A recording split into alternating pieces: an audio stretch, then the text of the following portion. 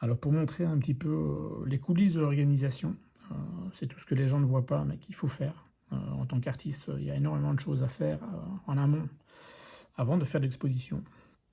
Là, je continue à faire des étiquettes, donc j'ai sorti, sur papier le listing des œuvres, avec la mesure et le numéro et l'ordre dans lequel elles vont se trouver dans le catalogue.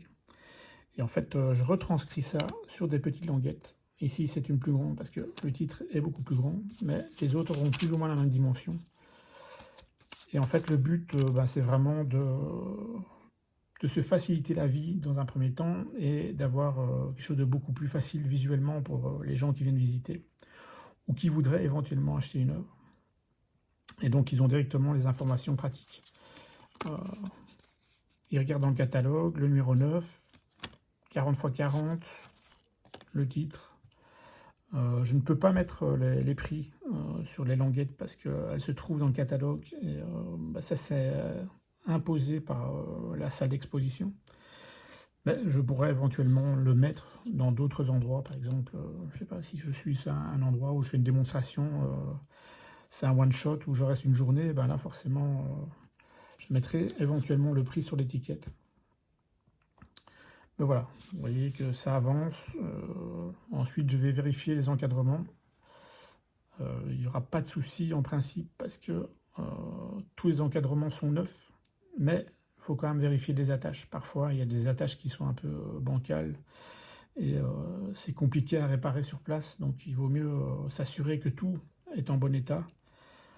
Vérifier si l'emballage est bien comme il faut, parce que quand on va devoir se déplacer, le moindre coup dans un encadrement, ça peut coûter cher, aussi bien au niveau de la vitre qu'au niveau du bois, parce qu'une fois que le bois est défoncé, on ne sait pas le réparer sur place. Donc voilà. Mais là, l'expo avance bien. J'ai déjà fait le texte, j'ai déjà tout envoyé. Il ne reste plus qu'à vérifier un petit peu les prix, car le but c'est quand même de rentrer dans ces frais, en tout cas en partie. Alors, vais-je vendre ou pas? Je ne sais pas. En tout cas, pour l'instant, c'est pas vraiment mon inquiétude.